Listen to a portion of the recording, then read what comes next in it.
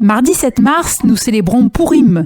Cette fête d'origine biblique et d'institution rabbinique, la plus joyeuse du calendrier, nous rappelle que la main divine guide les événements de l'histoire. Et pour l'évoquer, nous recevons le grand rabbin de Marseille, le Rav Reuven Ohana. Bonjour à vous. Bonjour à vous, bonjour aux auditrices et aux auditeurs. Beaucoup de fêtes juives sont signes d'espoir et l'histoire de Pourim, qui commémore le salut miraculeux du peuple juif dans l'ancien empire perse, en est l'illustration. Monsieur le grand rabbin Ohana. Oui, en effet. Alors, tout d'abord, une petite correction par rapport à votre introduction, comme quoi la fête serait d'origine biblique et d'institution rabbinique. Pourim est une fête totalement d'institution rabbinique. Elle n'a aucune source dans la Bible, sauf que par la suite, on va introduire dans la Bible l'histoire de Pourim. Mais l'institution elle-même de cette fête n'est qu'une institution rabbinique. Elle ne fait pas partie des fêtes instituées par la Torah. En ce qui concerne votre question maintenant, pour parler justement de ce signe d'espoir et l'histoire de Pourim, effectivement, Pourim en est l'illustration, parmi tant d'autres. Vous le savez, dans notre tradition, nous disons, et nous le dirons aussi à la fête de Pâques, de Pessah, c'est-à-dire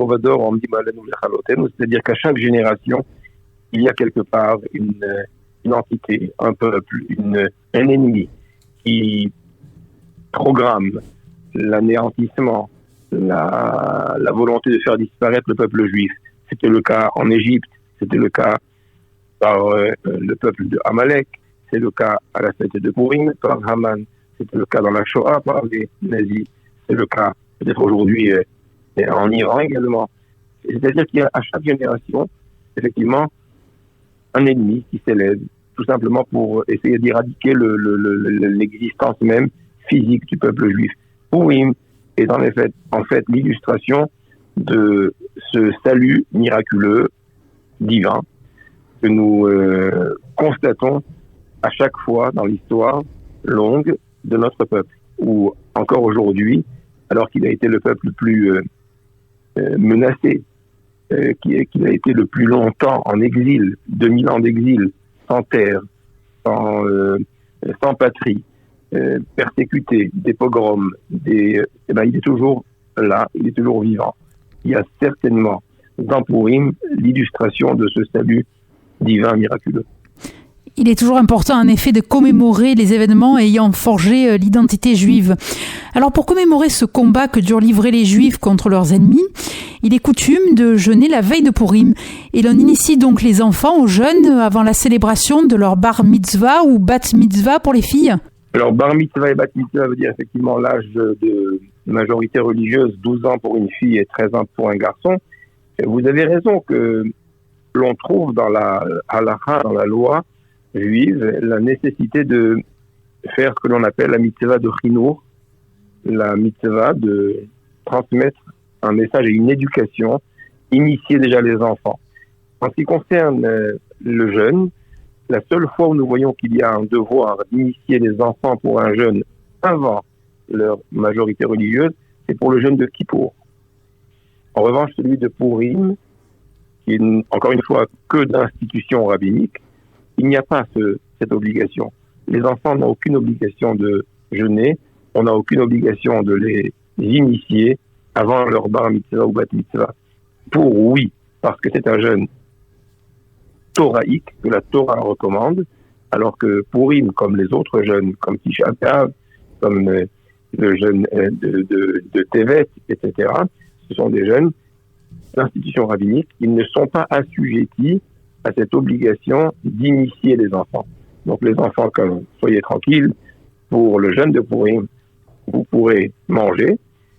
La seule chose qui est effectivement marquée dans la halakha, c'est qu'on évite de donner aux enfants, justement à titre éducatif, des choses superflues, comme du chocolat, des bonbons, peut-être des boissons sucrées, etc.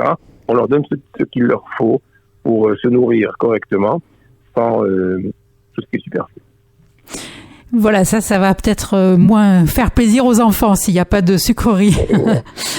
Et la grande synagogue de Breteuil organise le Michté de Pourim en présence notamment des Pirei Yerushalayim. Alors les Pirei Yerushalayim, c'est effectivement une chorale de Jérusalem qui sera présente à Marseille qui est invité par la Grande Synagogue. Mais je vous dis tout de suite, ce n'est pas que dans la Grande Synagogue Breteuil que l'on organise le michté, le fameux festin, en rappel avec ce festin qu'Esther a instauré, en rapport avec les festins qu'elle avait organisés elle-même pour justement parler au roi Assuérus de la menace contre son peuple. Alors on fait ce festin, mais c'est dans toutes les synagogues, comme à Breteuil. Effectivement, Breteuil est quelque part la vitrine de la communauté juive de Marseille. Et en tant que vitrine, il y a effectivement quelque chose de spécifique, ce michté qui rassemble les familles, les hommes, les femmes, les enfants, autour d'un repas festif, a trouvé la bonne idée d'agrémenter ce michté, cette fête, par la présence de ces magnifiques chanteurs que sont les enfants de la chorale de Jérusalem. De quoi réjouir petits et grands. Et parmi les legs d'Esther et Mordechai, il y a évidemment la Megillah, le livre d'Esther, ce récit des événements de Purim. La lecture de la Megillah, incluse aux 24 livres du canon biblique, est donc un événement important dans chaque année ? Absolument. Très important. Comme vous le disiez, il fait partie des 24 livres du canon biblique. C'est ce qu'on appelle la Megillat Esther. Et la loi, la halakha, nous recommande de lire la Megillah qui raconte le récit de ce miracle extraordinaire. La lecture de la Megillah peut prendre presque 1 heure à la synagogue pour le lire intégralement du début à la fin. C'est un texte écrit sur un parchemin, manuscrit comme un Sefer Torah, et on le lit à 2 reprises. On lira la Megillah le soir de Purim, donc cette année, le lundi soir, à l'issue du jeûne, Esther. Le lundi soir, une première lecture, et le lendemain dans la journée, a priori dans les synagogues c'est le matin, mais il y a énormément de lectures qui se déroulent partout dans les synagogues et dans les centres communautaires, même en cours de journée, pour permettre à tous ceux qui n'ont pas pu l'écouter, l'entendre le matin tôt, à s'y rendre également. Donc, c'est une obligation qui incombe à toutes personnes de la communauté, hommes, femmes et même les enfants. Les hommes aussi bien que les femmes doivent la lire 2 fois. J'insiste parce que beaucoup de dames pensent qu'il n'y aurait qu'une obligation le soir, alors que le matin, celle du jour serait plutôt facultative. Ce n'est pas vrai. La lecture du jour aurait même plus d'importance selon la halakha que celle de la veille. Mais en tous les cas, il faudrait au moins les considérer toutes les 2 comme ayant la même importance. Au point où la halakha stipule que même si on était en train d'appliquer une autre mitzvah, un autre devoir religieux, même s'il était d'importance plus grande, imaginons par exemple, on est en train d'étudier la Torah, qui est la valeur juive la plus importante, la valeur positive la plus importante, qu'on donne un cours de Torah, etc., eh bien la halakha dit, mevatlim, on cesse immédiatement son cours, son étude, la mitzvah dans laquelle on se trouve et par laquelle on est préoccupé pour aller écouter la Megillah en grand public, et plus les fidèles sont nombreux, plus c'est considéré comme une louange importante à Hachem. Et Berov Am, Hadrat Melech, on essaye d'écouter la Megillah là où se rassemble le plus de monde. Alors cette fête de Purim trouve sa place dans notre monde moderne, dans le sens où, à l'approche du printemps, elle est un socle sur lequel s'appuyer, puisque chacun de nous peut s'y référer pour développer sa résilience individuelle. Alors, comme je vous disais, cette question nécessiterait, on va dire, d'être beaucoup plus explicite dans les détails qui pourraient nous inspirer, si je puis dire, dans le développement de la résilience individuelle, etc. Je vous disais que j'aurais préféré parler de cet aspect dans un contexte où le temps nous permettrait de l'expliquer, mais ce qui est certain, c'est que la fête de Purim symbolise de façon la plus profonde la capacité de résilience, de sortir d'une situation la plus catastrophique à une situation qui est la plus inimaginable possible. la plus extraordinaire possible. Car dites-vous bien que si tout le peuple juif était rassemblé dans cette province du roi Assuérus, tout le monde était là. Et tout le monde était frappé du décret d'extermination. Et tout le monde devait disparaître. Il n'y avait aucune issue possible. D'un deuil presque évident, d'une extermination évidente, sortir victorieux. Et non seulement aucune des personnes n'a été atteinte, mais que les ennemis qui ont fomenté cette histoire et toute leur armée soient anéantis est devenu le symbole même de ce que représente la résilience sur le plan collectif. Et c'est quelque chose qui doit inspirer l'individu dans ses propres épreuves de la vie, où tantôt nous sommes éprouvés par tel ou tel deuil, par telle ou telle situation compliquée, savoir que très souvent, on est capable, par ce travail de résilience, remonter encore plus haut en ayant pris la décision, en ayant intégré le fait qu'une épreuve n'est là que pour me donner les moyens de grimper encore plus haut. Très souvent, on se situe encore dans un contexte, dans une situation encore meilleure que celle que nous avions avant d'avoir affronté l'épreuve. Purim nous le rappelle, et c'est effectivement une des leçons principales de cette fête. On peut en effet se référer à Purim dans les moments difficiles. Alors cette fête de Purim fut fixée par les sages comme un jour de réjouissance, mais à Jérusalem, les observances sont décalées d'un jour. Pourquoi cela, Rav Reuven Ohana ? Alors effectivement, dans le récit de la Megillah, il est dit que le 13e jour du mois de Hadar, les Juifs vont prendre les armes et vont réussir à obtenir une victoire contre leur agresseur.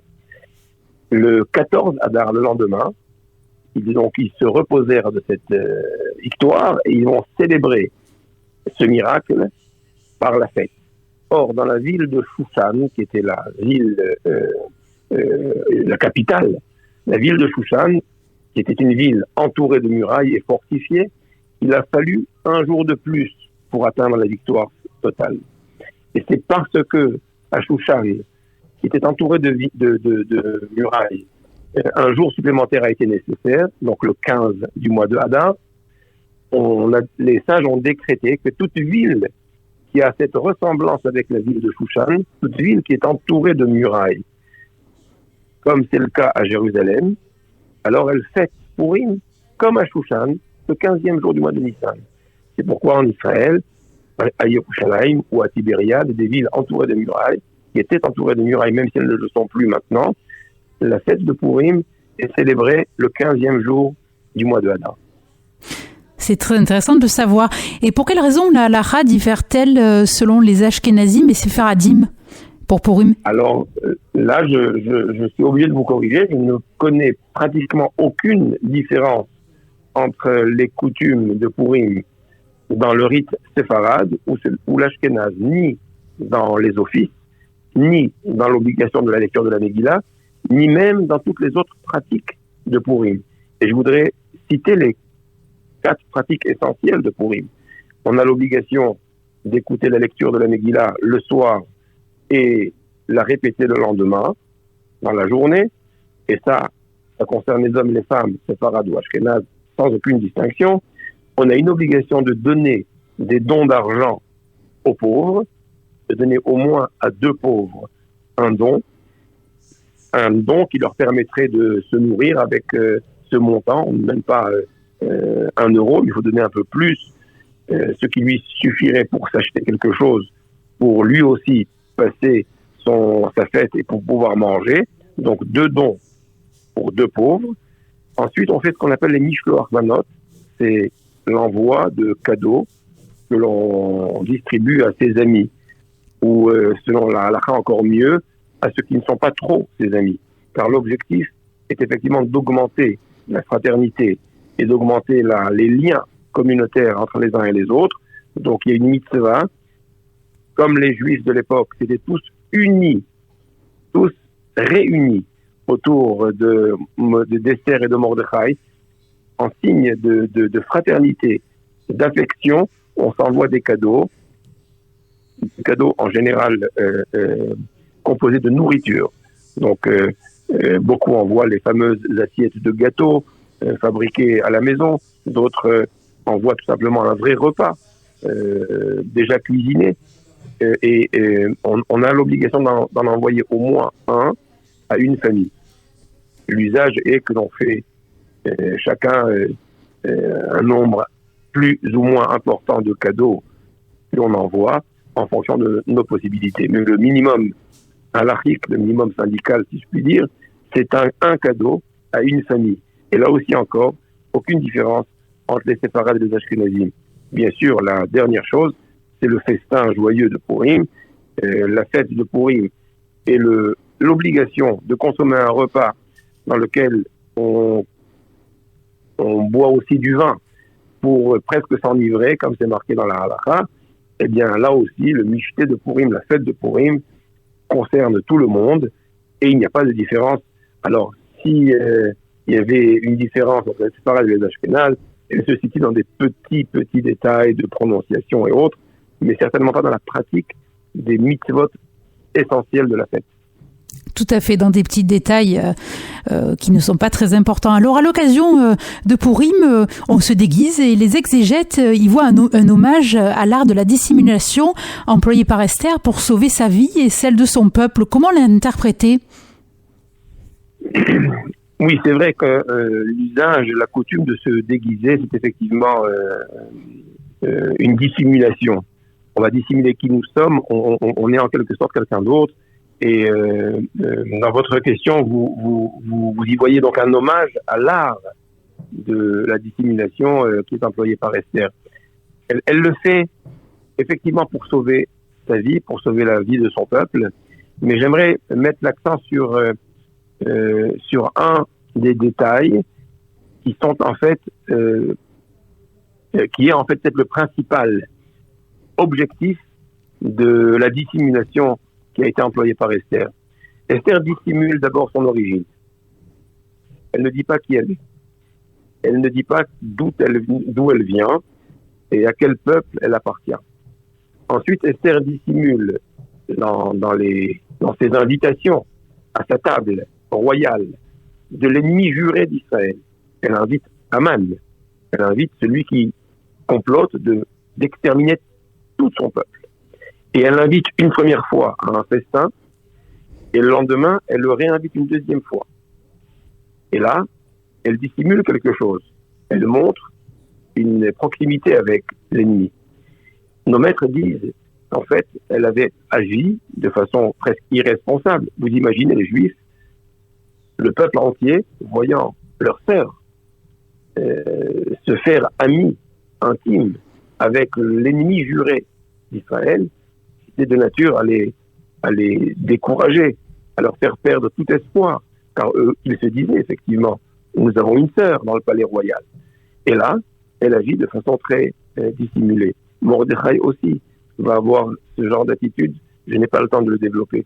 Mais ce que je voudrais dire dans mon propos, c'est que si ils l'ont fait, si elle l'a fait, c'est pas seulement pour quelque sorte montrer un art de dissimulation, c'était pour une raison bien précise.